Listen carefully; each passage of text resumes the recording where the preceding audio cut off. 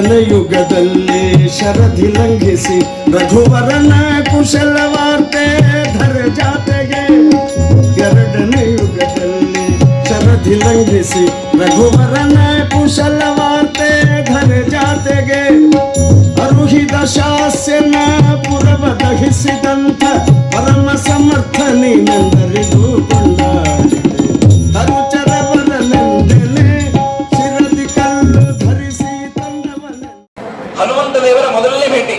ಸುಗ್ರೀವನ ಜೊತೆಗೆ ಹನುಮಂತ ದೇವರು ನಡೀತಾ ಬರ್ತಾ ಇದ್ದಾರೆ. ಬಂದಾಗ ವನದಲ್ಲಿ ಇಬ್ಬರು ತರುಣರು ಕಾಣಿಸ್ತಾರೆ. ಅವರೇ ರಾಮಲಕ್ಷ್ಮಣರು. ಇಬ್ಬರು ತರುಣರನ್ನ ನೋಡಿ ಆ ಸುಗ್ರೀವ ಹೇಳ್ತಾನೆ ಹನುಮಂತನಿಗೆ, ನೋಡಪ್ಪ, ಇಬ್ಬರು ತರುಣರು ಬಂದಿದ್ದಾರೆ. ಯಾರೋ ಬಹುಶಃ ಅವರು ವಾಲಿ ಕಡೆಯವರು ಇರಬೇಕು.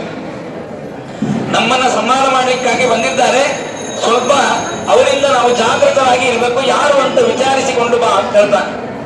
ಹನುಮಂತ ಹೇಳ್ತಾನೆ, ನೋಡಪ್ಪ, ಯಾರಿಗೆ ಕಾಮಣಿ ಆಗಿದೋ ಅವರಿಗೆಲ್ಲ ನೋಡಿದ್ದ ಹಳದಿನೇ ಕಾಣಿಸ್ತದೆ. ನಿನಗೆ ವಾಲಿ ವೈರಿ ಆಗಿದ್ದಾನೆ, ಹಂಗಾಗಿ ನೀ ಯಾರ್ಯಾರು ನೋಡ್ತಿಲ್ಲ ಅವರೆಲ್ಲ ವಾಲಿ ಕಡೆಯವರು ಅಂತ ನಿನಗೆ ಕಾಣಿಸ್ತದೆ. ನಮ್ಮಲ್ಲಿ ದೋಷ ಇಟ್ಟುಕೊಂಡು ಇನ್ನೊಬ್ಬರಲ್ಲಿ ದೋಷ ಹುಡುಕಾಡುವಂತಹ ಸ್ವಭಾವ ಅದು ನಮ್ದಾಗ್ತದೆ.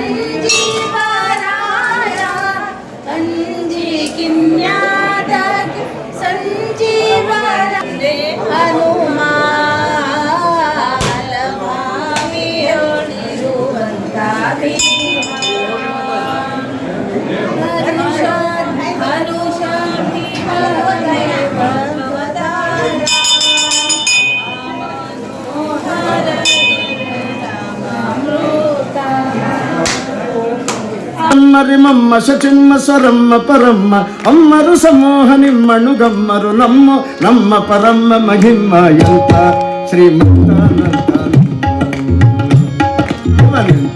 ಶ್ರೀಮಂತಾನಂತ ಶ್ರೀಕಾಂತೆ ಕಾಂತ ಎಂತ ಶ್ರೀಮಂತಾನಂತ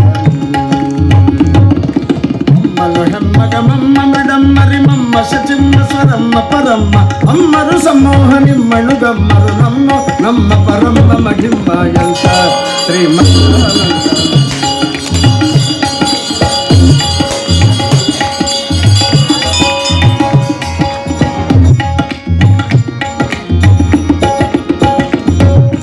ಅಂಗರು ಹೆಂಗಳ ಅಂಗನಂತ ಗಡ ಮಂಗಳ ಪಾಂಗ ವಿಶ್ವಂಗಳ ಮಂಗಳ ಸಿಂಗರದಂಗುಟ ಸಂಗದ ಜಗದ ಅಘಂಗಳ ಘಂಗಳ ಗಿಂಗಿ ಪಳಂಗ ಪನ್ನಗ ಪನ್ನ ಸಜನ್ನ ಮಹೋನ್ನತ ಪನ್ನಗ ಪರಮ ಹನ್ನರ ತುನ್ನ ಭವಾನ ಸುಖೋನ್ನತ ತನ್ನಗರ ನಿಜ ನಿನ್ನೆದುರಿನ್ಯಾರಿನ್ನೊಡೆಯನ್ನೇ ಗಂತ ಶ್ರೀಮಂತಾನಂತ.